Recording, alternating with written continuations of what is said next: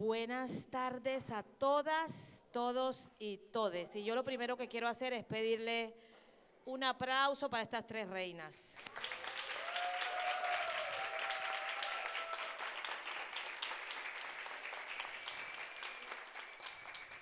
Estamos en la Biblioteca San Pau, Santa Creu, y vamos a invitar a la directora Virginia Cierco. Un aplauso para ella. Esta sí es una aliada de verdad.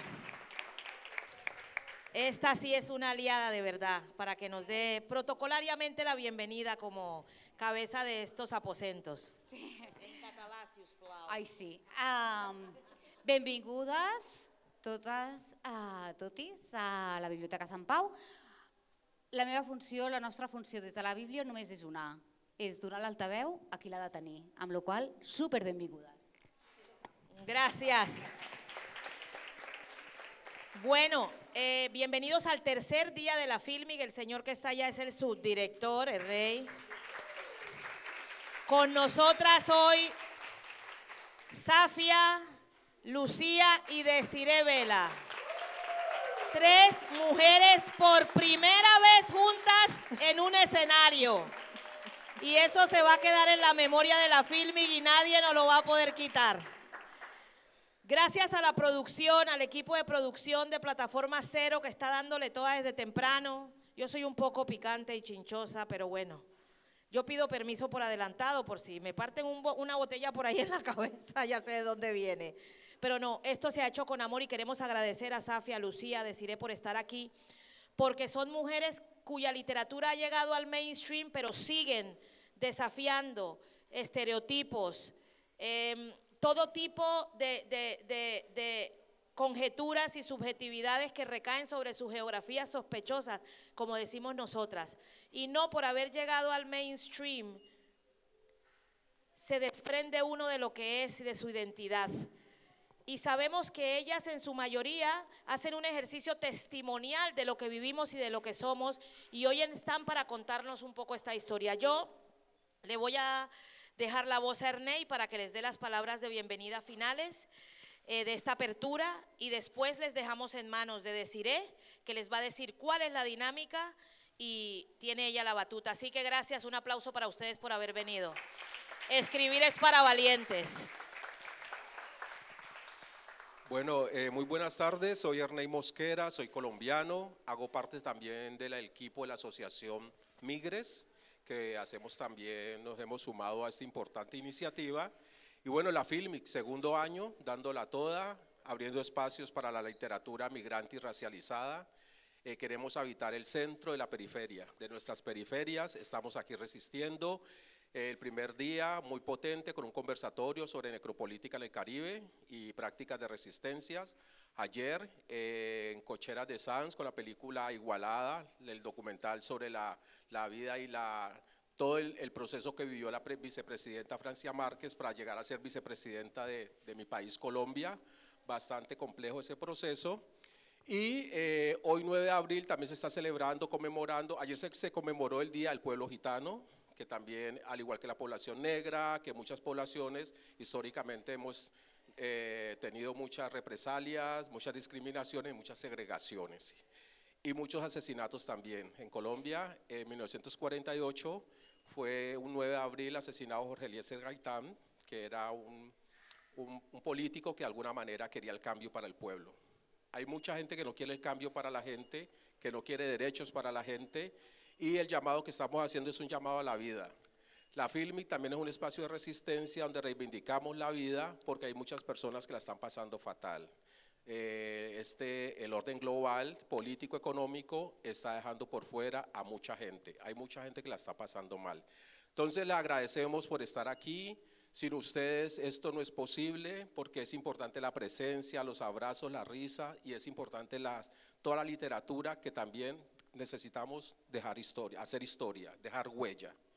Y si la huella la dejan las mujeres, mucho más, porque siguen abordando ese camino de las mujeres históricamente que han sido excluidas, que han sido silenciadas, como muchas poblaciones. Entonces, bienvenidas, bienvenides, todas, todos. Entonces, vamos a empezar. Me callo para darle paso a Desiree. Muchas gracias. Muchas gracias. Sí. Yo hoy vengo en plan moderadora medio malrollera porque vamos con el tiempo así un poquito.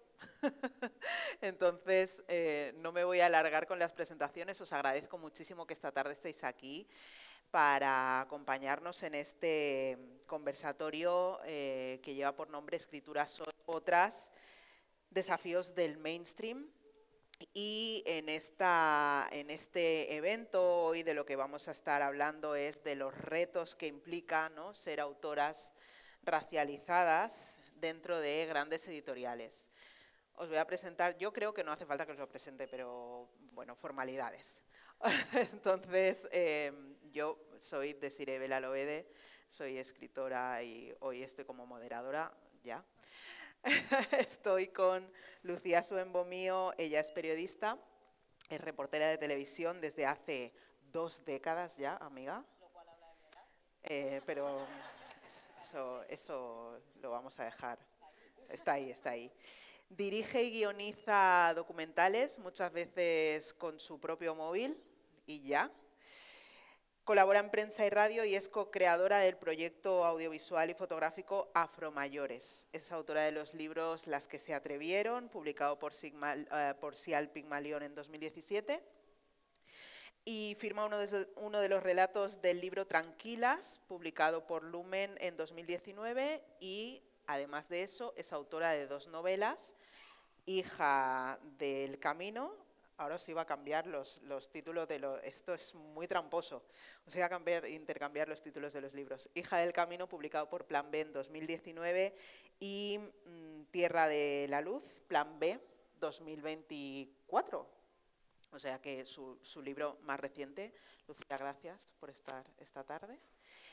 Y Safia El Adam, activista, filóloga, escritora, experta en salud mental, migración y minorías. Es autora de los libros Hija de inmigrantes, publicado por Nube de Tinta en 2022, y España racista, publicado por Plan B también el año pasado, 2024. También es fundadora de campañas sociales de alto impacto como Votar es un derecho, Te cedo una cita y El material escolar no es un privilegio. Así que con estas 2 pedazos de mujeres vamos a estar hablando sobre las experiencias. Vamos a empezar por las experiencias en el mundo editorial. Entonces, os lanzo una pregunta, la primera pregunta. Como escritoras, como escritoras que habéis publicado, escritoras racializadas, afrodescendientes, que habéis publicado en una editorial mainstream como es Penguin Random House, ¿cuáles han sido vuestros mayores desafíos al intentar visibilizar narrativas que tradicionalmente han estado marginadas? ¿Quién quiere empezar? No os dé vergüenza ahora, ¿eh? No tú. Bueno, pues empiezo yo. Y ya que empiezo, pues daros las gracias por estar aquí, a los organizadores y a las organizadoras de este pedazo de acto, y a mis compañeras Desiree Vela y Lucía Bomío, que las admiro muchísimo por todo su trabajo y que son referentes en la lucha porque fueron las primeras personas que conocí pues en redes sociales y en la lucha antirracista, lo cual también habla un poco de mi edad. La pregunta es un poco interesante porque, y antes también lo venía escuchando y escuchaba mainstream, y yo me quedaba como un poco así porque realmente no me siento o no siento que nuestras... o sea, sí que es cierto que estamos publicadas con Penguin Random House, pero creo que no se nos considera mainstream. Es como que somos parte de, ¿no?, de un espacio que pues al final tiene que estar ahí porque con el tema de, ¿no?, el boom del Black Lives Matter, George Floyd, pues no, muchísimas empresas, compañías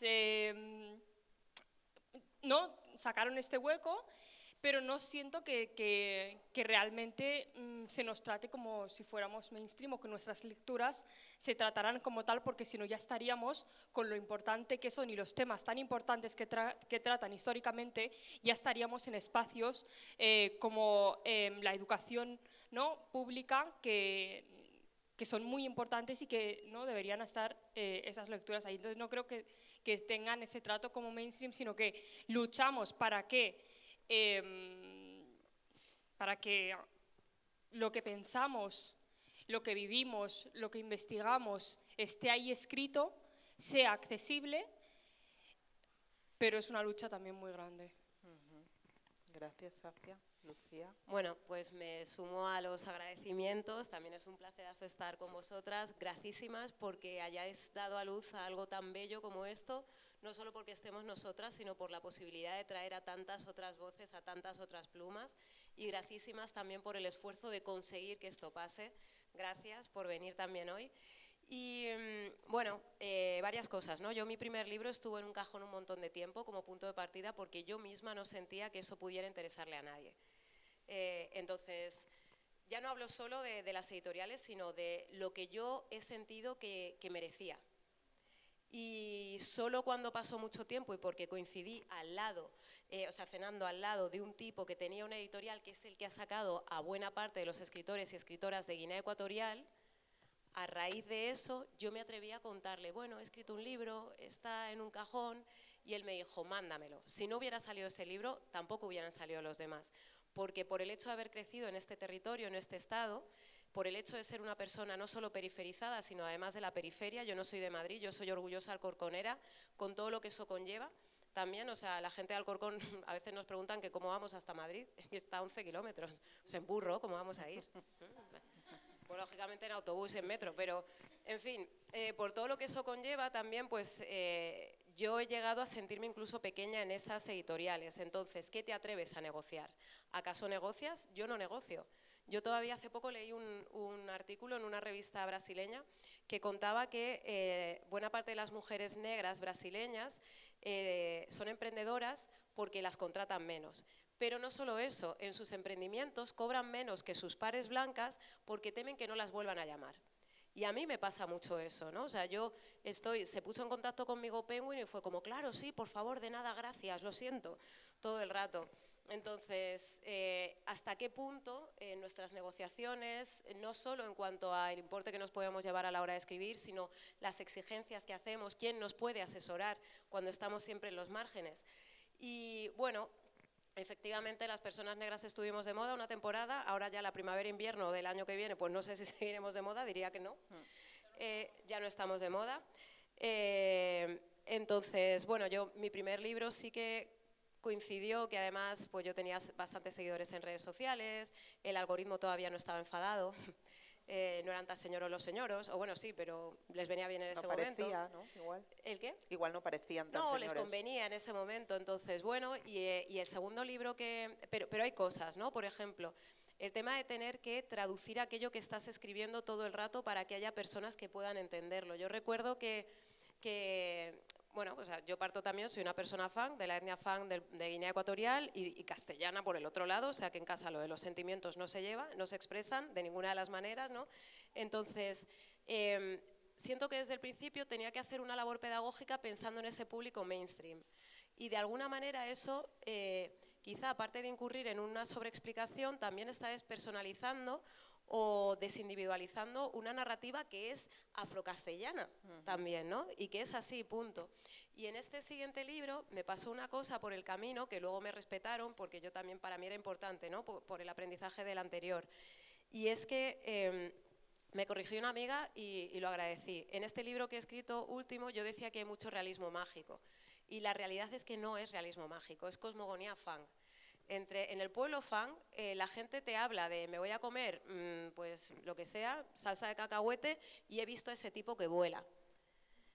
Y ya está, y no hay más explicación, es que en su cosmogonía cabe. Y yo en este libro sí que he jugado muchísimo con esto, pero sí que quizá las nomenclaturas, ¿no? A la hora de describir, pues no parten yo misma, ¿no? Hasta qué punto yo también tengo mi mente 100% descolonizada, habiendo crecido en Madrid, etcétera, etcétera. Bueno, pues sí que recuerdo que me pasó una cosa con una de las correctoras, y es que ya iba por la página 100. Entonces yo utilizo la metáfora de que hay una tipa que tiene una cicatriz queloide y que la cicatriz a veces le canta nanas a la persona que tiene la cicatriz cuando ella está muy triste para que pueda dormir. Entonces me dijo una de las correctoras: pero tú sabes que una cicatriz no puede cantar nanas, ¿no? Y yo aquí, vamos por la página 100. O sea, si ahora mismo, si me estás preguntando esto ahora, es que estoy haciendo algo muy mal, ¿no? Pero bueno, a pesar de todo, un respeto. Siempre tiene que haber, supongo, ciertos, no voy a decir litigios, pero sí tiras y aflojas para poder no solo incluir nuestros temas, sino también nuestros mundos. Y cuando hablo de nuestros mundos, hablo también de nuestras maneras de expresarnos, de pensar, nuestras metáforas y nuestras personas que vuelan y punto. En ese sentido, o sea, recojo lo que comentáis, ¿no?, del merecimiento, esta cosa de sentirnos pequeñas, porque cuando yo iba a publicar mi primer libro, no sé si recuerdas las conversaciones que tuvimos al inicio, ¿no?, que yo te decía, voy a autopublicar. Y Lucía me decía, sí, Desi, pero plantéate también editoriales, publicar con una editorial. Y yo, no, pero, o sea, ese convencimiento, ¿no?, que yo construí, ¿no?, una argumentación, ¿no?, porque esto es lo que tiene sentido para mí, porque empecé con mi blog autoproducido, mi canal de YouTube autoproducido, ahora lo que tiene sentido es, ¿no?, que yo tal.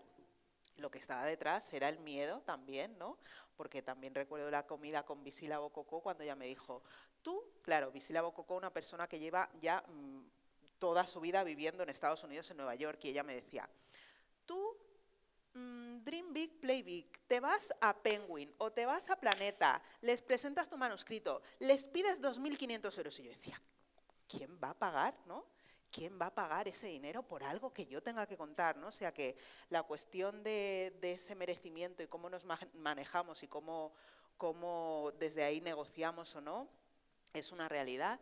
Y luego lo de los temas también me pasó, ¿no? Porque en Ser Mujer Negra en España yo hablo de las parejas mixtas y una de las correctoras fue como, bueno, este tema igual no. Yo le dije, este tema igual sí, porque es importante dentro de lo que yo quiero explicar. Así que al final también se respetó, ¿no? Pero siempre también está esa cuestión de ponerle delante a una persona que no entiende todas esas cuestiones, temas que son súper novedosos y que no entiende si vale la pena abordarlos. Así que os entiendo mucho. Lucía, y os voy a pedir respuestas más breves porque si no, es que no nos va a dar tiempo de hacer nada. Última pregunta. Última pregunta. Y ya pasamos a la respuesta. No. Lucía, tu trabajo explora la identidad afroespañola, parte de tu trabajo, ¿no?, desde múltiples ángulos. ¿Has encontrado, hilando por si quieres desarrollar un poco más, la resistencia por parte de las editoriales para, es que ya me has contestado en verdad, pero por si quieres añadir algún apunte más sobre la resistencia que has encontrado a la hora de publicar estas cuestiones, porque no sé si con Sial pasó lo mismo, siendo una editorial que ya estaba como más enfocada, ¿no?, en publicar libros de personas guineanas, si has encontrado alguna diferencia en ese sentido. No, bueno, sí, es que es verdad que ya está un poco respondido quizá. Pero es que yo creo que en ese momento interesaba también. Y en el caso de Sial, pues, que es la del primer libro, supongo que habría la posibilidad de contemplar la hispano-ecuatoguineanidad también, ¿no? Y que no solo concentrarse en escritores y escritoras que vienen de Guinea Ecuatorial, que llevan aquí 1000 millones de años, pero que están hablando siempre desde Guinea, claro, incluso si su sede esté aquí, ¿no? Entonces, supongo que fue una oportunidad porque de hecho después ha habido más personas nacidas en este territorio que han escrito, pero siempre incorporando la piel, el género y todo lo que lleven encima. Entonces, no obstante, insisto, o sea, y para mí esto es importante, es el tema de las modas, porque cuando se trata de una moda, cuando tu cuerpo es una moda, cuando tus narrativas están de moda en un momento, hay que plantearse qué va a pasar después, ¿no? Y de qué otras vías o con qué otras vías contamos. ¿Acaso contamos con otras vías? A quién llegamos también, a quiénes nos orientan y quiénes se quedan fuera también. Entonces, bueno, y también, o sea, y esto intersecciona con edad, con otro tipo de cosas, porque cuando de repente te convierten un poco en un producto, porque desde el momento en el que eres una moda, pues también eres un producto, sabes que vas a dejar de serlo. Y de repente, creo, escribes mejor, sabes más, miras de otra manera, pero estás más fuera. Y entonces, ¿cuáles son nuestros planes B? Creo que también tenemos que empezar a plantearnos este tipo de cosas. Qué bueno, qué interesante. Safia, en Hija de Inmigrantes, en tu primera novela, abordas cómo el racismo y la exclusión afectan a la salud mental, ¿no? De hecho, en el primer capítulo ya está, ¿no? Es el primer capítulo que Elun ya está en la consulta de su terapeuta, ¿no? ¿Cómo fue, si hubo, y si hubo, cómo fue el proceso de negociación con la editorial para poder tratar estos temas como tú querías? Sí, a ver, estoy súper de acuerdo con todo lo que habéis comentado antes. En el libro de Hija de Inmigrantes, que pues, ¿no? Una de las temáticas principales es el tema de la salud mental de hijos e hijas de inmigrantes, ¿no? Cómo heredamos pues, ese duelo migratorio sin haber migrado nunca, cómo heredamos esa nostalgia por un país en el que no hemos vivido nunca o ni siquiera hemos visto hasta cierta edad, ¿no? Porque yo sentía nostalgia por un país que no conocía y que no conocía hasta los 9 años, ¿no? Entonces, bueno, todas las prácticas racistas a los que nos exponemos los hijos de inmigrantes cuando hacemos de intérpretes, ¿no? de nuestros padres en instituciones sanitarias, en servicios sociales, por ejemplo, ¿no? Y sí que es cierto que la novela, o sea, yo iba escribiendo, pero cuando llegué, ya había escrito bastante, volví otra vez de nuevo. Y les dije a las de la editorial, o sea, tuve un pensamiento y dije, yo quiero que esto se trate de esta manera porque creo que va a poder escenificar muchísimo mejor la vida de Lunja, ¿no? Que es la parte de hagamos que Lunja en la edad adulta vaya a una terapeuta y desde la sala de terapia ella viaja a la infancia a conocer, ¿no? A revivir los traumas y las heridas para sanarlos, ¿no? Y en ese momento no me encontré con ninguna resistencia en ese sentido. Sí que es cierto, y esto sí que tengo que decirlo, ya que hablamos pues de negociaciones, de lo que entienden o lo que no entienden, sabemos que cuando escribimos nuestras realidades las están corrigiendo, editando personas blancas que no entienden o que tienen prejuicios, ¿no? Sobre lo que escribimos o que igual piensan que no vale, ¿no? Es como que, porque yo tengo que usar las herramientas de escritura que bajo las lógicas blancas. Yo puedo tener las mías propias, ¿no? O Lucía puede tener las suyas propias perteneciente ¿no? a la etnia Fang, yo a la etnia Mazí. Podemos tener, y bajo las lógicas blancas, ¿no?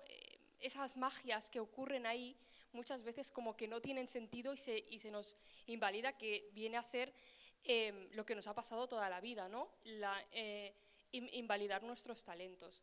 Y en el último libro de España Racista, que se publicó en 2024, cuando lo mandé a corregir y a editar y todo eso, sí que hay una parte en la que se habla del genocidio en Palestina. Y sí que es cierto que me escribió la editora y me dijo, es que esta parte creo que no pega mucho con lo que estás contando. ¿Seguro? Y le digo, no, es que yo creo que de hecho sí pega mucho y no voy a quitar esta parte del libro, ¿no? y se ha publicado con esa parte, ¿no? Pero ya es ese primer intento de, bueno, es que esto no, bueno, sí, es que estoy hablando de un genocidio, estoy hablando de personas racializadas del sur global, cómo las están asesinando, cómo sus vidas no valen nada, y estoy hablando de un genocidio también que ha pasado, ¿no? O que ha realizado pues el Reino de España. Entonces, evidentemente sí que pega. Así que pegó. Pegó en esa línea y ya que introducimos, ¿no?, esta cuestión de las negociaciones y tal, ¿cómo ha sido vuestra relación en general con los equipos editoriales? Aparte de eso, ¿no habéis sentido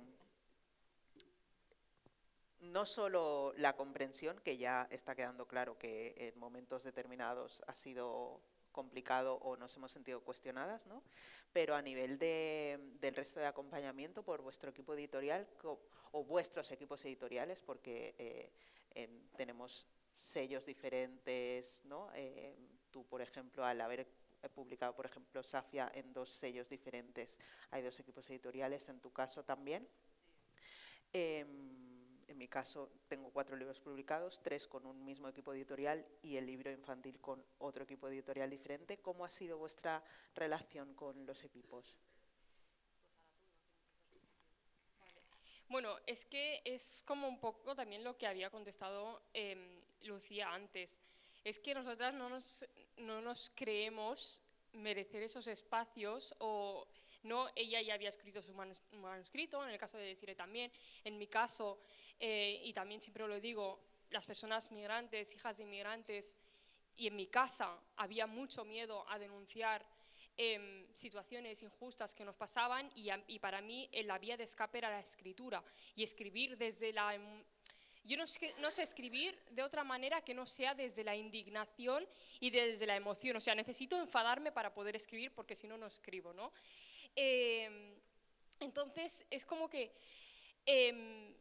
igual que yo no me veía ejerciendo de nada de mayor porque no conocía referentes o porque en el colegio, en el instituto, nunca se me había visto con ojos de que yo podría no llegar a ser, dedicarme a algo profesionalmente. Y no tenía orientación en ese aspecto. Yo tampoco consideraba que yo lo que escribía se podía publicar, ¿no? Hasta que por Facebook, cuando yo lanzaba mis escritos por Facebook, la gente me decía, es que tú tienes que escribir un libro, es que tú escribes muy bien, es que he llorado, es que me emociono mucho con lo que escribes.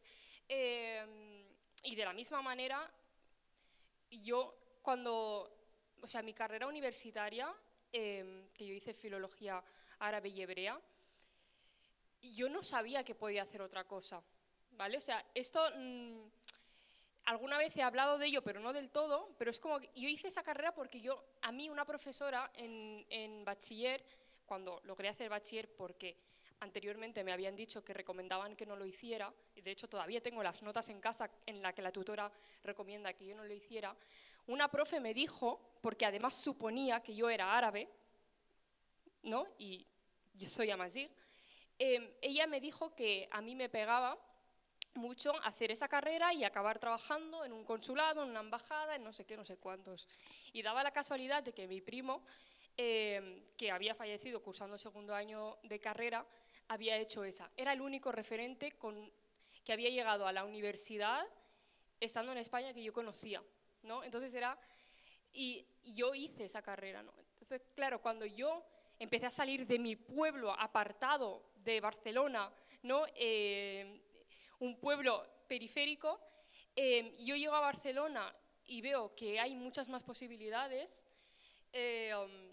no, y además tengo mucho tiempo libre porque los horarios de los estudios árabes y hebreos son, bueno, igual tienes una clase por la mañana y luego tienes otra por la tarde y si vives a una hora fuera de Barcelona como yo, no puedo marcharme a casa, ¿no? Entonces yo empecé a llenar esos huequitos haciendo voluntariado de alfabetización, ¿no? Y entonces ahí empecé ya a conectar, ¿no? con realmente lo que era mi vocación.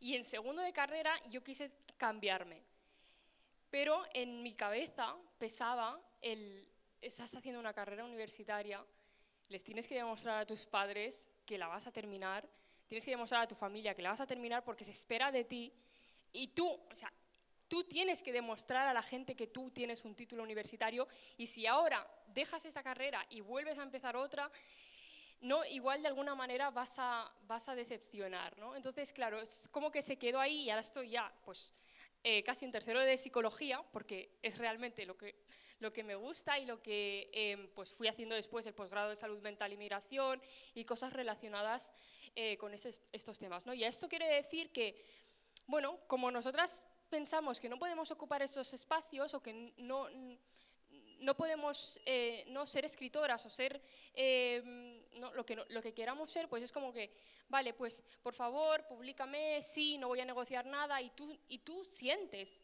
y tú lo ves, que el trato que tú recibes no es el mismo ¿no? que pueden recibir otras autoras y autores blancas, y que tú, para que se confíe en ti, has tenido que demostrar muchísimo más, y aún así no se confía del todo en ti, ¿no?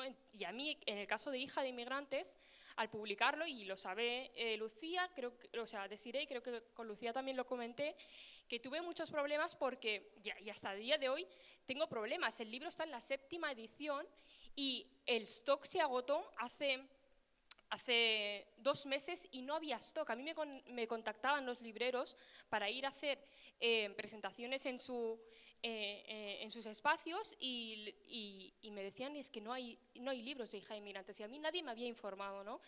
Y cuando hablo con la editorial, no, es que se ha agotado, vale, ¿y de cuánto es el stock? ¿No veis que he sacado un segundo libro y que se está vendiendo muchísimo Hija de Inmigrantes, que no queréis hacer edición bolsillo porque se está vendiendo mucho todavía?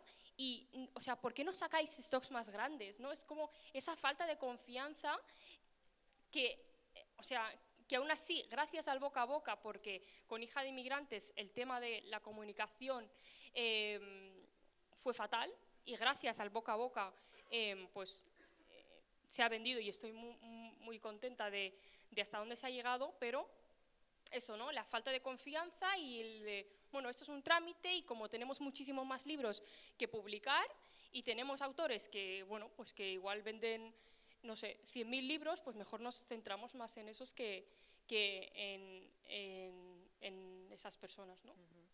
Lucía.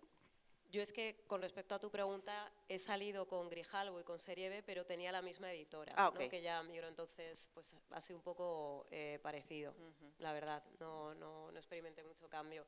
Me ha acompañado mucho también en esos miedos, ¿no? En ese pensar que no puedes contar, a pesar de que lleves contando desde que eres súper pequeña, en tu entorno pequeñito o hacia afuera. Había una cosa que habías comentado, pero como no tengo el móvil para apuntarlo y no tengo memoria, se me ha olvidado.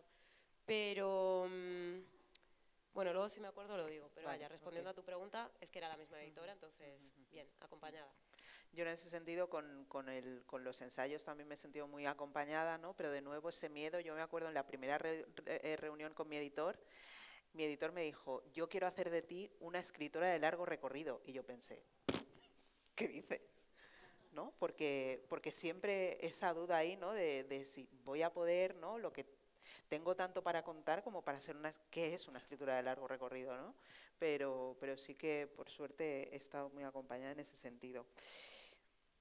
Vamos a hablar relacionado con esto, y al hilo de lo que decías que te ha pasado con Hija de Inmigrantes, vamos a hablar de la distribución y la visibilidad, que ya has empezado un poco por ahí, ¿no?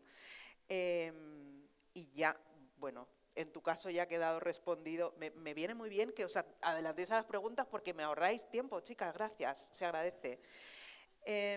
Pero en ese sentido, Lucía, ¿tú crees que o sientes que tus libros reciben la misma atención en términos de promoción y distribución o espacios en las librerías? En las librerías, en la biblioteca, a la hora de que los pongan, por ejemplo, como libros que se pueden leer en bachillerato o en el instituto, la respuesta es no. Y el problema es cómo nosotras hemos crecido con literatura que se tilda a sí misma de universal, pero la nuestra nunca puede serlo, ¿no? Cuando al final yo estaba empatizando con señores blancos que vivían en Nueva York, ¿no? Siendo yo una señora negra de Alcorcón, entonces...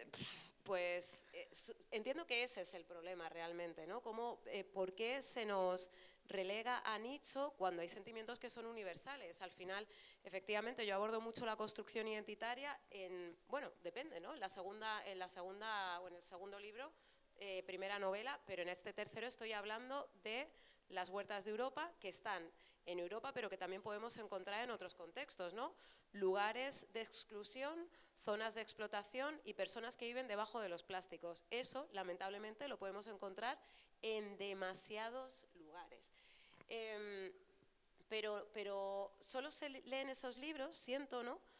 Por personas que nos admiran, porque nos conocen de redes sociales y que piensan que pueden encontrar más de nosotras ahí, ¿no? Como que entiende que va a haber algo de autobiografía, de hecho esa es otra, ¿no? O sea, yo en mi último libro estoy hablando de personas, la protagonista es una tipa de Guinea Ecuatorial, una chica que es marroquí, que trabaja también debajo de los plásticos, y una chica nigeriana que, al igual que ellas, trabaja debajo de los plásticos.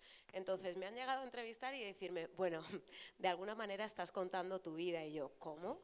O sea, porque la protagonista sea negra, ¿no? Y es de, a ver, en Hija del Camino yo siempre digo que no es mi vida, sino que son nuestros mundos, pero al final ahí efectivamente la tipa es periodista, ha vivido en Guinea, ha vivido en Londres, se ha ido a Erasmus a Portugal, o sea, sí que hay algo de bioficción, si quieres.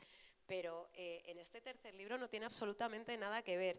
Y eso habla también de cómo no son capaces de contemplarnos contando historias que no seamos nosotras mismas, ¿no? Solo nos contemplan en la autorreferencia perpetua. Y cuando nos emancipamos de ahí, quizá no siempre interesa, que esa es otra, ¿no? Y luego también cómo, claro, el primer libro es Búsqueda Identitaria, que a mí es algo que me parece apasionante y que además creo que estamos construyendo constantemente. Estamos siendo todo el rato. Dejaré de ser el día en el que me muera. Entre tanto, pues me siento a ratos también. Fundamentalmente alcorconera, pero como esto es contextual, pues si vivo fuera de Alcorcón, quizá me sienta más de otro sitio o quizá no, y me construyo a mí misma basándome también en una nostalgia de algo que probablemente nunca existió, pero haciéndome a los recuerdos que me dan calor cuando siento frío en un entorno que no es el mío. Dicho esto, pues como digo, ¿no? Este libro nos apela a todos como personas que consumimos. El otro no, el otro si no eres nazi, pues no pasa nada, ¿no? Que es un poco como se habla también del racismo de manera cómoda. Al final, si no soy pues la gentuza del... Pues, ya sabéis, ¿no? Los partidos estos. Nos entendemos, ¿no? Pues esto, si no eres de tal o no eres nazi, pues todo va bien. Pero aquí estoy hablando de las fresas que nos comemos durante todo el año, estoy hablando de los arándanos, de esa vitamina C súper rica, y entiendo que esto es una lectura que puede ser más incómoda precisamente por eso, porque nadie se salva. Y no hay un ejercicio de pedagogía de, hola, soy una persona negra, esto me pasa como persona negra. Sí, en tanto, o si quieres por cuestiones legales, que se explica por qué la gente no vuelve a sus países, etc., pero es bastante más complicado. Y en términos de acogida mediática, pese a que para mí es el mejor con diferencia, entre otras cosas, porque me he emancipado de nuestras historias de afroespañolidad, afrocatalanidad, afrovasquedad, etcétera, pues eso, es menos pedagógico, supongo que interesa menos y supongo que duele más. Y en los medios de comunicación entiendo también que es más complicado atacar a uno de los puntales económicos, ¿no? de este territorio. Es que estamos hablando de una actividad económica que se promociona a sí misma diciendo estamos en todos los supermercados de Europa en menos de 24 horas. Ajá, ¿a costa de quién? ¿Qué hombros sostienen la huerta de Europa? ¿Realmente debería enorgullecernos? ¿No? Toda esa fruta de fuera de temporada que está secando aún mucho más suelos de territorios que nunca fueron vergeles. Y bueno, pues quizá por eso en los medios de comunicación pues también me están haciendo mucho menos caso, ¿no? Y en los podcasts, etcétera, porque no es un libro fácil, no es un libro en el que dices, ah, vale, una persona negra, qué pelo, ah, jaja, tal, negra de mierda, vete a tu país, no me dejan entrar en el garito. O sea, son cosas que son importantes, por supuestísimo, pero también, ¿no? A la hora de escribir, yo personalmente creo que muchas veces hablamos de privilegio, pero no siempre hacemos algo con él. Yo tengo muchos privilegios. Yo soy una señora nacida en este territorio y no solo he nacido aquí como tú, sino que yo nazco con un pasaporte debajo del brazo. Entonces, siento que con ese privilegio, de igual modo que tú has iniciado tus campañas, pues yo tengo que hacer algo, ¿no? Entonces yo mis vacaciones se convierten en trabajaciones y me voy a Haití para grabar a personas que viven debajo de los plásticos después del terremoto y tiempo después, y me voy a Líbano para entrevistar a personas palestinas y sirias que viven debajo de plásticos por los conflictos o genocidios de sus tierras, y me voy a Almería y me voy a Huelva, ¿no? Y entonces digo, pues creo que estas historias se tienen que amplificar. Dicho esto, también me parece curioso, y perdón porque me estoy yendo un poco, pero cómo el pudor que a mí me provoca contar esas historias. Pienso en cómo los hombres blancos han ido contando lo que les ha venido en gana y les ha dado igual, ¿no? Es que esto es un apunte que te quería hacer, ¿no? Porque cuando tú hablas perdona que te interrumpa, ¿no? Pero cuando tú hablas de la poca proyección o el poco alcance que ha tenido tu libro, ¿no? Porque apela, porque interpela, porque el tema tal, pienso en mi mente todo el rato, yo te escucho, pero voy oyendo una vocecita que va diciendo, si esto lo hubiese escrito un señor blanco, lo estaría petando. Y sería también de otra manera, porque yo llegué a mi presentación, jolín, soy periodista, todavía me pongo nerviosa, ¿eh? O sea, yo soy una tipa muy tímida que parece que no y que habla mucho para rellenar espacios, pero la realidad es que siempre me siento pequeña, pero yo recuerdo que cuando presenté el libro estaba tiritando del miedo, porque no sentía, no me sentía suficiente como para contarles la historia de la gente de la Huerta de Europa, que es tremenda, y que quién soy yo para hacerlo. De hecho, precisamente por el privilegio, yo invité a gente de la Huerta de Europa para que hablara primero, y estoy intentando hacerlo también en todas las presentaciones. Es de todo menos sexy. Mis presentaciones, bueno, a mí me parecen súper importantes, ¿no? Y que se está dando el lugar a quienes tienen que estar allí contando su historia. Pero efectivamente pues no es una presentación quizá para una FNAC o de esos sitios, ¿no? Porque tienes a un tipo que viene de Huelva, senegalés, que te cuenta, ayer murió calcinado en su chabola un compañero ganés, ¿no? En Lepe, de las fresitas que nos comemos. Y el otro te dice, bueno, y todavía en Lepe lo tenéis bien porque podéis empadronar. En Almería es imposible que te empadronen cuando tu casa es de plástico. Entonces, insisto, pues supongo que este tipo de cosas pues interesan menos, porque también en este territorio hemos asumido que hablar de racismo es solo pues, proferir ciertos exabruptos, que formes parte de un partido político, pero no pues, ser responsable cuando consumimos, por ejemplo, y pensar quiénes están cargando con el peso de esos milagros. Muy bueno, pues supongo que tiene mucho que ver con eso, o a lo mejor que el libro no es tan bueno como yo pienso, pero realmente yo creo que es el bueno. Yo creo que es el bueno. Ya que estamos hablando un poco de esto, ¿no? Del propósito de este libro que acabas de publicar, os pregunto a las dos, ¿no? ¿Cuál creéis que es la función de vuestra literatura en el panorama literario actual español? ¿Me he pasado? No, o sea,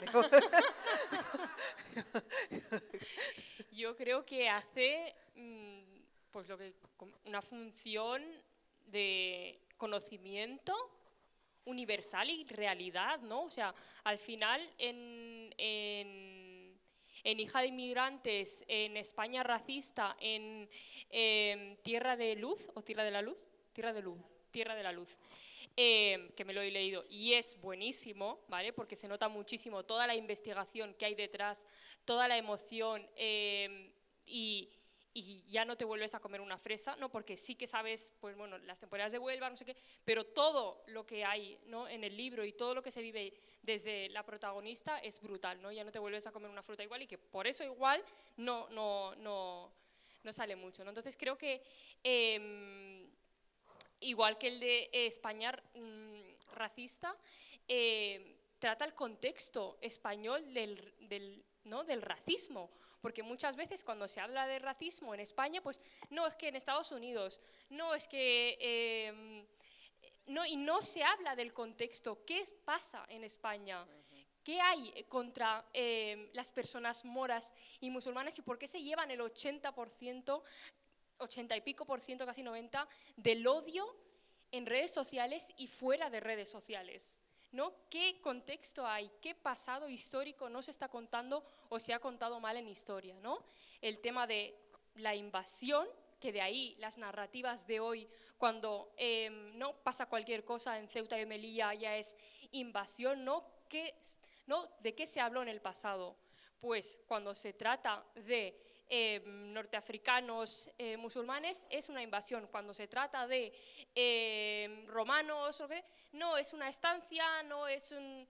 ¿no? Entonces, claro, todos estos términos y todas estas investigaciones que en la historia, en los colegios, no se cuentan o se cuentan mal, de una manera distorsionada. Entonces, creo que tienen un papel fundamental en la literatura española porque hablan de nuestro contexto. No te estoy hablando, como decía antes Lucía, de un hombre de Nueva York, no te estoy hablando de lo que sufre una persona en el contexto de su país, porque evidentemente cada país tiene su contexto de racismo relacionado con la presencia migratoria que hay en ese país, ¿no? Yo no puedo ir a Alemania, ¿no?, a hablar del racismo que yo vivo aquí, porque ahí lo van a explicar mejor los turcos, ¿no?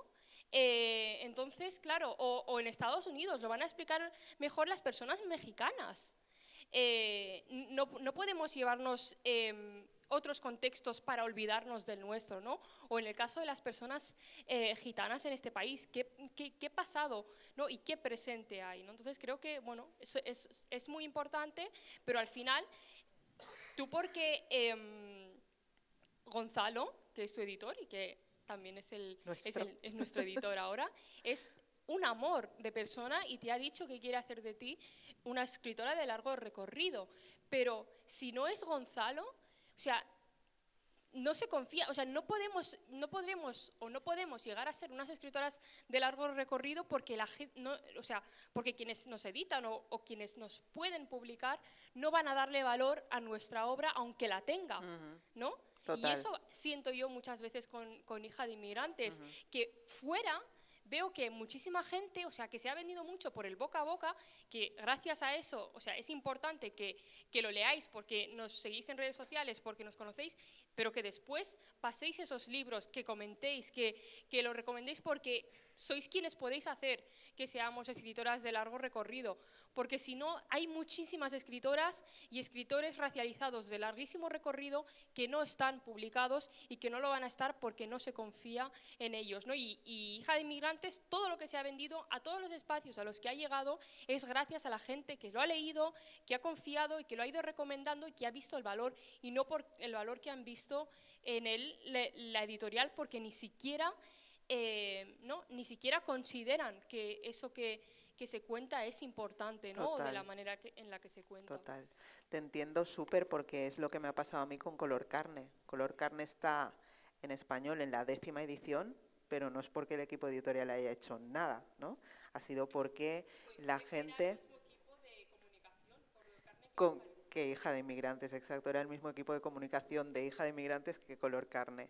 Y se ha vendido porque la gente que lo compró, ¿no?, las familias lo han llevado al colegio, los colegios lo han comprado para la biblioteca.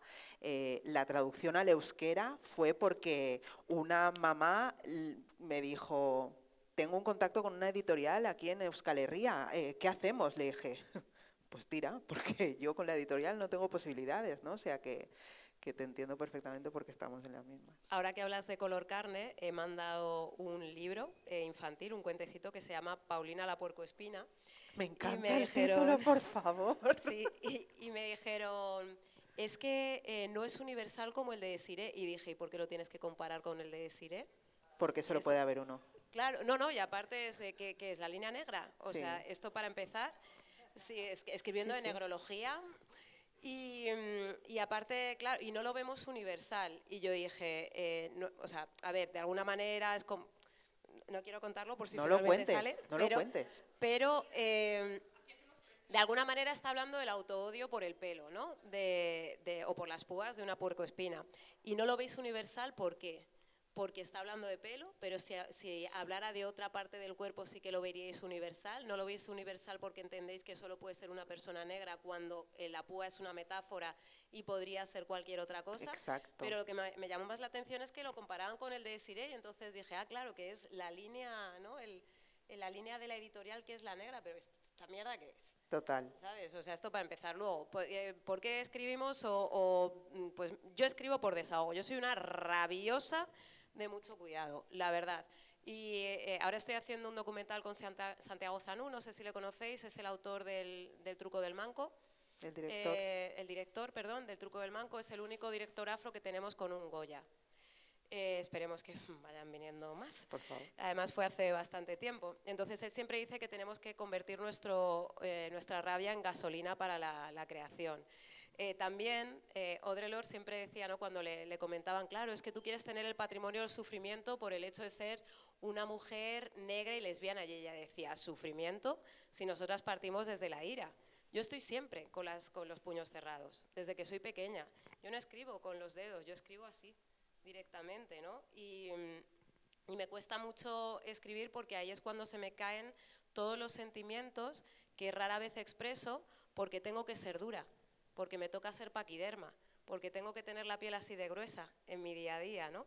Entonces yo escribo porque lo necesito, porque se me cae y porque pienso mucho en las generaciones posteriores.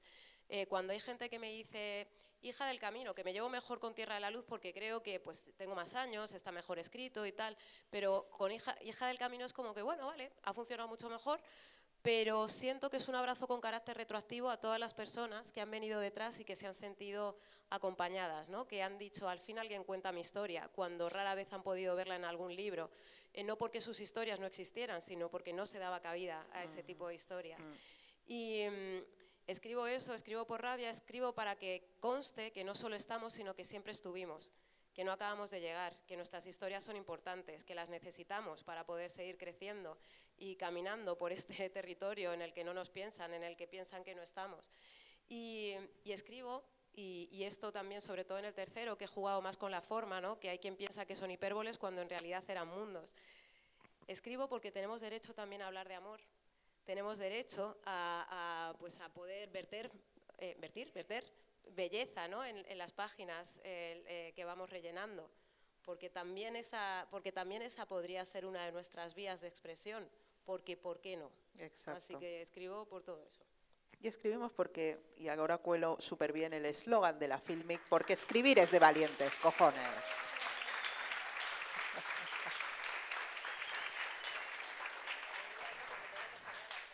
Sí, de hecho os voy a hacer ya la última pregunta para que podamos tener un tiempo de conversación con la gente del público. Y la pregunta que os hago es, ¿cómo imagináis el futuro de la literatura escrita por personas racializadas en España? ¿Hacia dónde creéis que en ese sentido debería evolucionar el sector editorial? Pues en que no se diga que este libro no es universal como el de Desirée Vela Lobede, ¿no?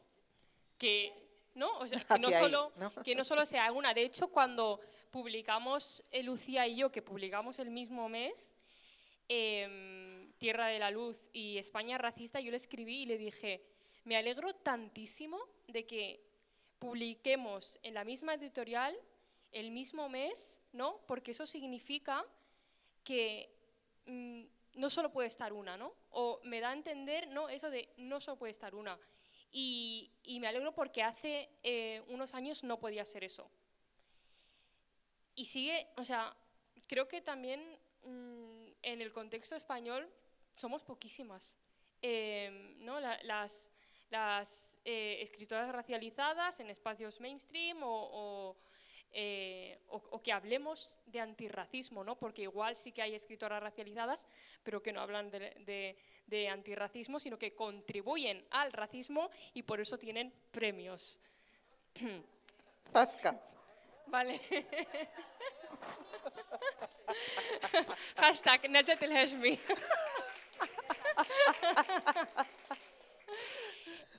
Entonces, bueno, creo que es muy interesante y lo que comentábamos antes, ¿no? La necesidad de escribir y que podamos leer nuestras historias que sí son universales, porque lo universal no es blanco. Exacto. el mundo no es blanco, ¿no? Entonces también es universal. Nuestra historia también es universal, el pelo afro, también son universales las pieles negras y marrones y también podemos escribirlas, ¿no? Y lo que pasa con nuestros libros, que yo no, o sea, yo cuando hago una presentación, que es lo que te pasa con Hija del Camino, ¿no? Con Hija de Inmigrantes, el abrazo que se siente, que das a tus lectoras, yo cada vez que hago una presentación de Hija de Inmigrantes, o sea, me voy llorando a casa porque la cantidad de niñas a las que tengo que sostener, no las puedo contar. Llegan llorando porque por fin han podido leer algo ¿no? que se han sentido identificadas, que validaba su historia, ¿no? que han podido hacer ese viaje y descubrir que el problema que tienen o lo que sienten tiene origen en la infancia, en esas heridas en el colegio, en los servicios médicos, en servicios sociales, ¿no? Ese trato discriminatorio. Todo eso tiene origen en el pasado y como nunca habían sentido que eso que les pasaba no era algo que estaba mal en ellas, sino que era algo que estaba mal en la sociedad, ¿no? Cómo el racismo es una cuestión estructural, sistémica, que se reproduce en todos los ámbitos, que profesores que tienen que ser, ¿no? Que dicen que el colegio es tu segunda casa, para nosotros no ha sido nuestra segunda casa, para nosotras ha sido cárcel, ¿no? Entonces, cómo quienes te tienen que sostener, que te tienen que acompañar, te tienen que orientar, no lo han hecho porque reproducen esas lógicas blancas y ese racismo, ¿no? que seguimos viendo a día de hoy. Justo antes de empezar ahora la charla me llega un mensaje de una compañera que también es hija de inmigrantes, que ahora es profesora y que está trabajando en un instituto y ha tenido que sostener a una niña porque el día del Eid no ha ido al instituto. Ella ya había enviado un mensaje anteriormente al profesorado diciéndole que si el Eid caía en domingo o en lunes, ella no podría ir porque tenían que ver a sus familiares que estaban lejos de casa. Pues la profesora le ha dicho que no le va a hacer el examen. No, porque no tiene justificación, porque el Eid fue el domingo. Entonces no tiene justificación que tú faltes un lunes. Y me escribió la profe, pues que es racializada y es musulmana, con un ataque de ansiedad, con un ataque de nervios, que ha tenido que sostener a la niña llorando, que había avisado, que había enviado un mensaje, que tal, que cual, que no sé qué, pero que desde dirección le estaban diciendo que no le iban a repetir el examen porque no tenía que haber faltado. Y muchísimos de estos profesores tienen un blog en Facebook a los que critican el Ramadán, el por qué faltan los niños en el Eid, y ahora espero que empiece la Semana Santa que se vayan a trabajar el lunes y no hagan las vacaciones de Semana Santa. Eso espero. Gracias. Pues me coge y resulta que en el BOE, que tanto les encanta, los niños musulmanes tienen derecho a faltar, más faltaría, el día del Eid. Vaya, ¿eh? Y el día del Eid se consideran 3 días de fiesta. Por lo tanto, los niños tienen derecho a faltar ese día al colegio el día siguiente y el otro día siguiente porque se considera Eid. Y eso no solamente lo pone en el BOE, sino que también en no sé qué de la página de la Generalitat de no sé qué, no sé cuántos, lo pone. Y mi amiga lo envía. No, es que encima me envía un mensaje de la profe que no le quiere hacer el examen, que le dice, ¿cómo le dijo? Perdona. Vigila, vigila el que fas, Què li has dit a la nena? ¿Qué le has digo? ¿Te está diciendo vigila? O sea, ¿sabe que eres profesora? ¿O te está tratando como si fueras una alumna? Porque eres profesora, ¿cómo que vigila? Le ha enviado un texto con la información de, mira, esta niña tiene derecho, no sé qué. Total, que ninguno sabía que tenían ese derecho. Y esa ley existe desde el 1990. O sea que, 80 y largos, o sea que llevamos como 30 años con esa ley y nadie lo sabe. Y los profesores que se dedican a educación y que están en colegios donde hay, ¿no?, segregados únicamente niños musulmanes, el 90 son musulmanes y les obligan a ir a clase o incluso se niegan a hacerles el examen, ¿no? Cómo este desconocimiento está ahí y encima, ¿no?, te niegan lo que es tu derecho. Y al final a la niña le van a hacer el examen, pero no le han dado ni las gracias a la profesora que les ha informado de algo que tenían que informarse como profesionales que trabajan para la educación, ¿no?, pública, donde tienen derecho a acudir niños musulmanes que son también españoles y que forman parte de esta sociedad. Total, total.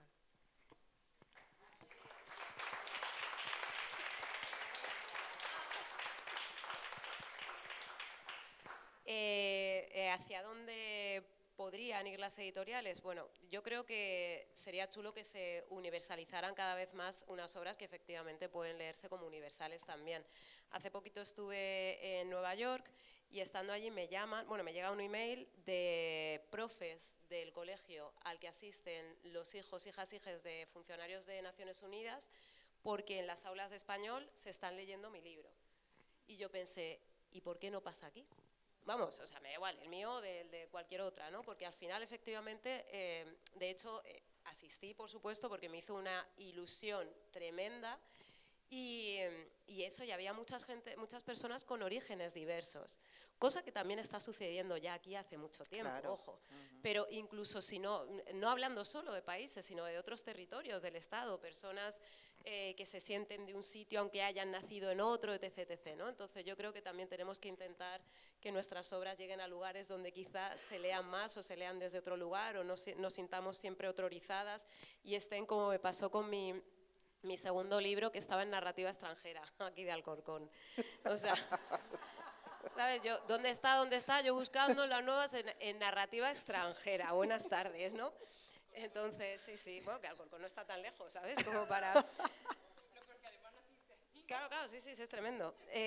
Y luego creo que otra cosa, claro, yo ahora tengo un padre que tiene demencia con cuerpos de Lewy, es una mierda terrible, una mezcla de Alzheimer con Parkinson, así simplificando mucho.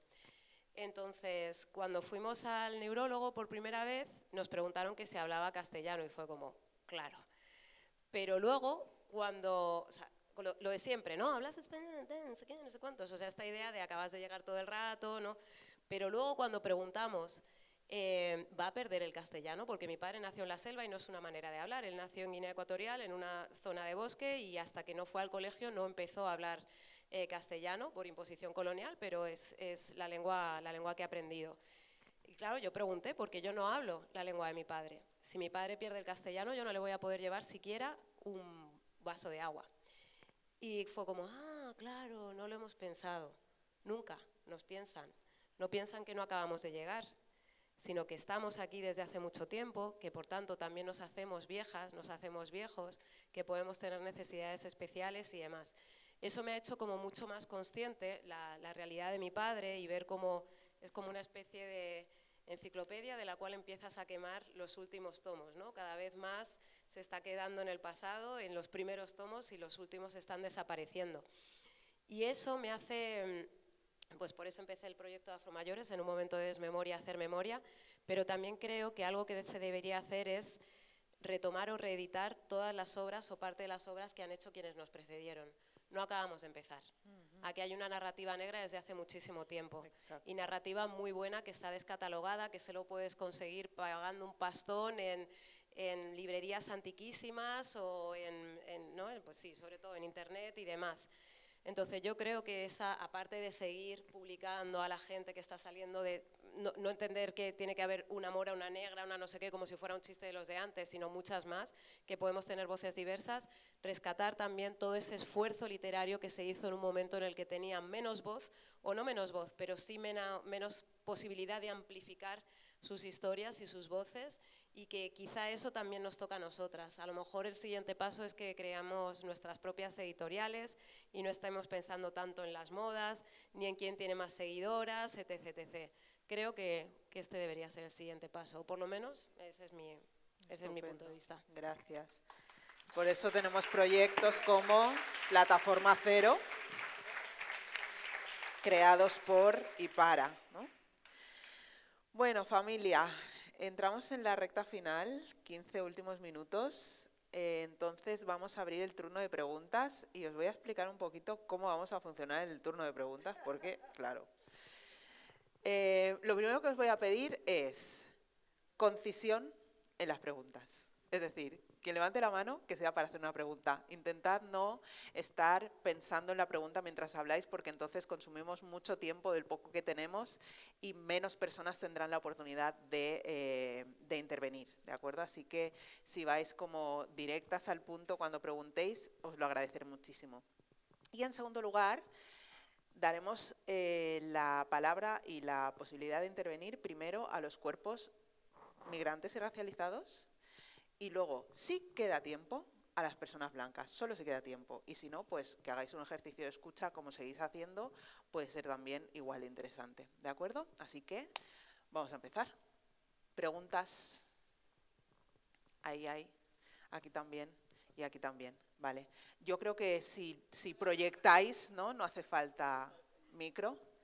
¿Sí? Ah, ok, que están grabando, claro, es verdad. Cierto. Hola, Ana Luisa Islas por acá. Una de las cosas que a mí me pasa con la editorial pequeña española con la que publiqué es que a veces siento que a los demás los tratan diferente. No sé si sea como yo misma ya me espanto y ya sueño que a los demás les pagaron más y a mí por lo mismo que hice yo, o que a los demás los promovieron más, o que a los demás los llamaron más en los medios. ¿Cómo lidian ustedes con su propio... porque al final somos nosotras mismas las que nos asustamos o las que tenemos esta concesión en nuestra cabeza? ¿Cómo lidian con ello ustedes dos?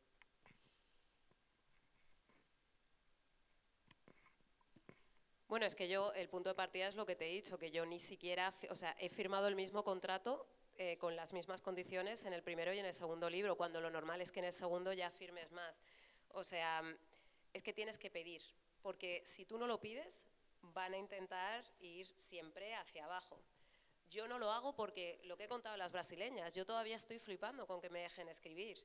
Entonces, quizá tenemos que hacer un ejercicio de acompañamiento comunitario, de empoderamiento comunitario o buscarnos representantes. Yo no lo hago porque es como, no, porque claro, representante, ya bla, bla, bla, pero a lo mejor sí toca, porque si no podemos nosotras...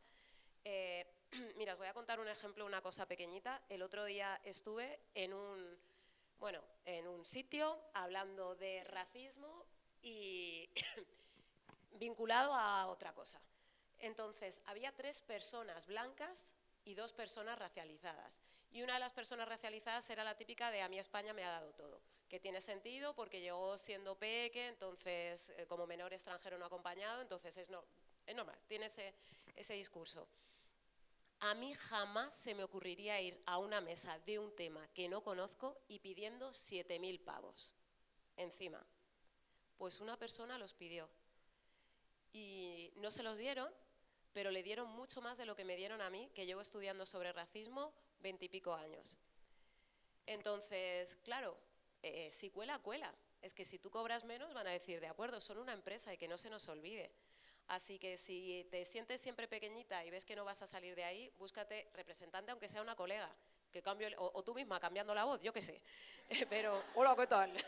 Lo que sea. Pero al menos inténtalo. Al menos inténtalo, de verdad, porque si no, además, la sensación que yo tengo aquí es que si tú no pides, piensan que es porque no tienes nada que aportar.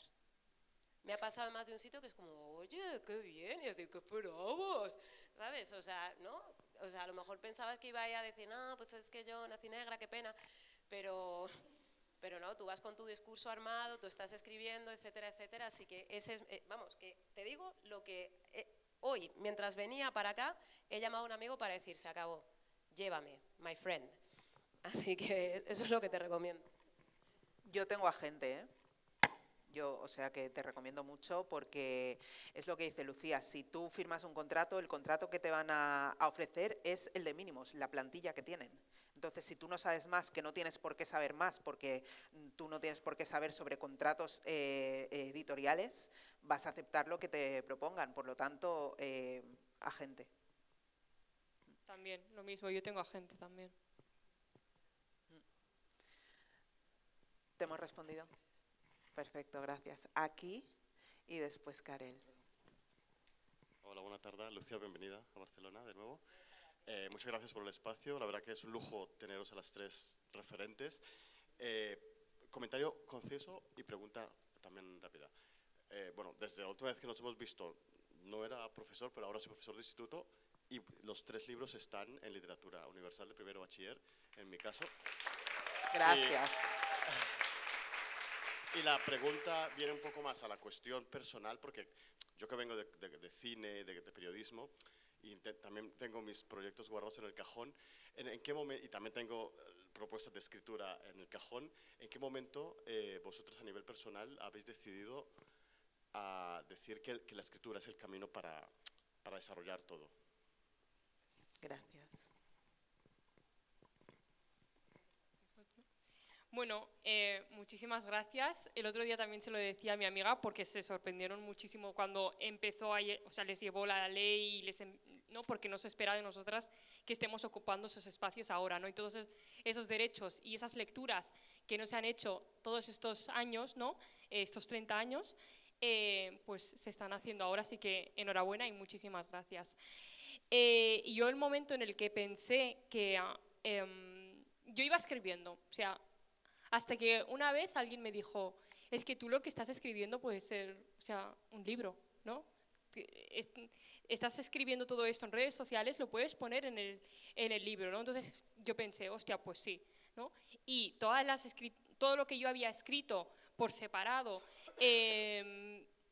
pensé, puedo recogerlo en una historia. Y en mi caso, que yo he comentado antes que tengo agente, a mí me llegó una propuesta de la editorial y una propuesta de una agencia que me quería representar por mis escritos en redes sociales, que habían, sobre todo una historia que se había movido muchísimo por redes, y justo el mismo día me habían escrito las dos, ¿no? Y era como que yo no me lo creía, o sea, me acaba de escribir una agencia de escritores que quieren que les entregue mis escritos y llevarlo a las editoriales, pues que me acaba de escribir una editorial también, ¿no? Entonces, bueno, fue el momento en el que dije, pues este es el momento. Pero sé que no es el mismo caso de todo el mundo que escribe, ¿no? Y sobre todo si no tiene redes sociales, que igual puede hacer llegar sus escritos a mucha más gente y la gente puede reaccionar, que también eso es lo que ha pasado con una de las plataformas de lectura que habían ahora nuevas, ahora no me acuerdo cómo se llama, pero que han salido muchísimos escritores de ahí, ¿no? ¿Pat o...? Pat, saldrá. Bueno, las editoriales... Hola, ¿cómo estás? Qué guay que hayas venido, como el resto, ojo. Pero hacía tiempo que no le veía. Que las editoriales son empresas al final, entonces sí que tira mucho de las redes sociales. A mí me escribieron a raíz de tener una cantidad de seguidoras, de repente, pum, se puso en contacto conmigo una editorial. Con respecto a la vía, yo no abandono ninguna. O sea, yo sigo haciendo documentales, el periodismo pues es verdad que está muerto, ya entendemos que estudiar una carrera de periodismo no sirve para nada porque mola más ser influencer. Ahí veo mis años de carrera fotograma.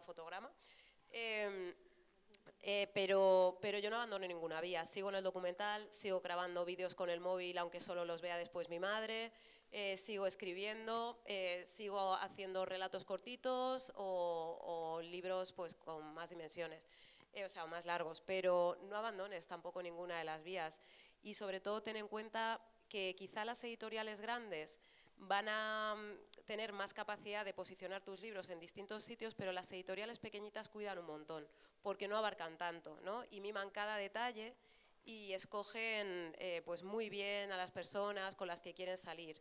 Que cuando estás en una editorial tan grande no deja de ser una empresa donde tú eres un número, así que no descartes tampoco esa vía. Y además hay editoriales súper politizadas también, muy temáticas, muy anticapitalistas, a las que no tienes que hacer un ejercicio primero de pedagogía y de convencimiento, ¿no? que ya lo traen. Entonces, por ahí puede estar guay también. No. Wattpad, Safia, Wattpad. Sí. Karel quería preguntar. Hola, buenas tardes. No, al hilo de lo que le estaban diciendo y lo que comentaba él de que llevaba los 3 libros a su instituto, pensaba también en esa idea siempre del consumidor, ¿no? Consumidor que en este caso es lector, ¿no? Que también tiene un papel en la promoción de un determinado tipo de lectura, porque si demandamos un tipo de lectura, esa lectura también, por empresas, por intereses, saldrá también a la luz, ¿no? Y a raíz de la filming y de la proximidad del San Jordi, se me ocurre una idea, que no sé, puede ser bonita, que es que cada uno de nosotros recomendemos libros de este tipo para el San Jordi, para regalar. Siempre la gente está preguntando qué compro, qué compro, qué compro. Usemos las redes para eso. Y desde la filming y desde nuestras redes, hacer nuestras listas diferentes de libros que queremos, que apreciamos, que creemos que deben difundirse y que yo creo que sería una buena oportunidad también para que se escuche a los lectores. Gracias, Karel. Gracias. Tenemos tiempo para una pregunta más. Una. Solo una. La última. Qué presión, ¿eh? A ver quién se atreve. Aquí. No, tú. Tu pregunta. O sea, no tú. O sea, tú. Bueno, muchas gracias por compartir todas sus historias. Creo que es para mí súper inspirador poder pensarse desde otro lugar y sentir que de pronto el estar detrás de algo que uno escribe, ¿verdad? Que en el caso de ustedes, como ya llevan muchísimo tiempo haciéndolo y digamos, les ha costado y las ha puesto digamos, como en estos lugares, a pesar de, digamos, del lugar a donde han llegado, han compartido como todas esas, digamos, experiencias personales e inseguridades que son propias y muy normales. Me hace sentir, digamos, como muy identificada. Y ya, yendo a la pregunta. Gracias. ¿Cómo sienten ustedes, y esto es una pregunta, digamos, como, porque la verdad que no sé ¿cómo sienten ustedes que puede afectar que las editoriales las miren pensando en lo que contaba, esto que como que no le tenían fe con los números, ¿verdad?, de las ediciones que se habían lanzado el libro y no tenían suficientes copias? ¿Cómo creen ustedes que coincide esto con ser mujeres y ser jóvenes? ¿Creen que hay también algo ahí? Jóvenes, Lucía. ¿Qué quieres tomarte? No, pero sí. Perdón lo larga. ¿Hasta cuándo se es joven? Jóvenes, ha dicho. Os La doy... jovenzuela que conteste la primera. Os doy 2 minutos. No, minuto y medio. Nada, me he agobiado. Se ha quedado joven. Nada, condiciona muchísimo, pero aparte tiene mucho que ver también con nuestra capacidad de negociación, con cómo llegamos nosotras. Ya no es solo una cuestión de edad, que bueno, claro, todo es relativo, lógicamente, al lado de mi padre soy una chavala, pero condiciona muchísimo por esta idea de qué guay, yo no esperaba estar aquí. Mira, con mi segundo libro pasó una cosa, y es que Netflix, coincidiendo con Black Lives Matter, compró los derechos para hacer una serie. Yo llevo vinculada a movimiento antirracista muchísimo tiempo, incluso cuando no era algo sexy, ¿no? Cuando no se hablaba prácticamente de esto ni nada, y yo me faltaba hacer genuflexiones cuando llegaba a Netflix. Es verdad, era hola, por favor, gracias, de nada, lo siento, todo el rato. Hasta el punto de que mi jefa en Netflix me dijo, deja de dar las gracias, si estás aquí es porque tu libro nos ha gustado. Que finalmente no salió después de lo de Black Lives Matter, por lo que sea. Bueno, pues vale, pues finalmente no salió porque ahora se lleva también mucho todo lo del true crime y ahora sé que tengo que crear a una persona asesina. Venga, ya ¿sabes? Lo tenemos. Si queréis sacar un libro, asesinad en vuestros libros, ¿no? Que es más fácil, pero ya te digo que yo todavía no me creo que esté aquí. No me creo que esté aquí, no me creo que haya sacado 3 libros, no me creo siquiera que esté trabajando en televisión, no me creo tener todavía el título de periodismo. Entonces, ¿de dónde partimos también? Por eso lo decía antes, es que quizá no es solo un ejercicio hacia las editoriales, sino crear también nuestros propios círculos de mujeres racializadas, que nos demos amorcito y que nos empoderemos. A lo mejor ese es el punto de partida. No podemos esperar que una empresa lo haga.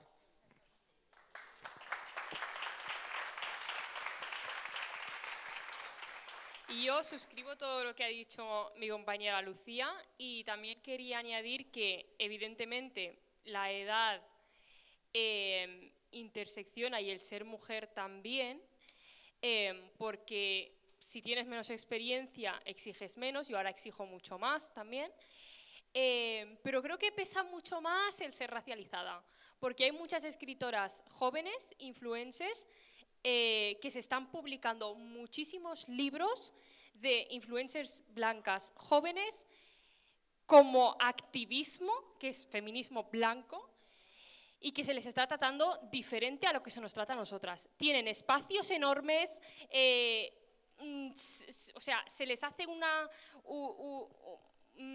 publicidad muy diferente y tienen las mismas edades o incluso son más jóvenes, ¿no? Porque ese feminismo no interpela, ¿vale? Ese feminismo es marketing. Y el antirracismo, ¿no?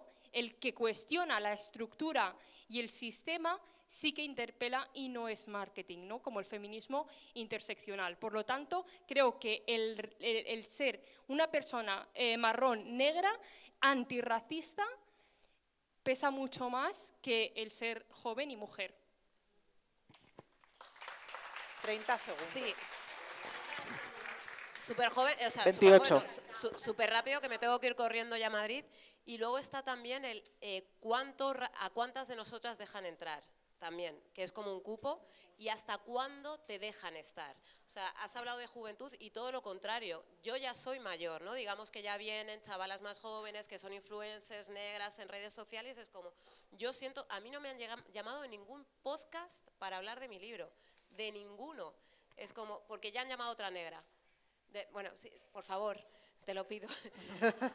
porque hablo de los podcasts de mujeres blancas que tienen como mogollón de éxito, no sé, que el tuyo también, pero hablo de esos podcasts. No me han llamado de ninguno, es como que tú ya se te ha pasado el arroz, digamos, ya no eres la negra de moda porque solo puede haber uno o como mucho dos. Y no solo eso, que es que aquí también interseccionan otras cosas. Yo ya tengo 44 años, ya soy mayor para la tele, lamentablemente, ¿no? Entonces, ¿acaso no puedo hablar también desde ahí? ¿Acaso solo puedo hablar desde mi piel? Porque yo la piel la llevo siempre, pero la edad también, y el género, y el barrio, y todo eso, ¿no? Y ese esencialismo al que nos abocan para que hablemos únicamente desde una de nuestras aristas, pese a que somos prismas, ¿no? Y muchas cosas al mismo tiempo. Venga, que me voy para el Corcón. Familia.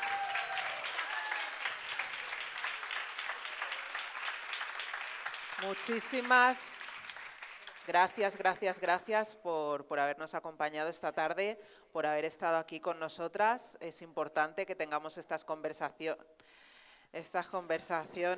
Eres maravillosa.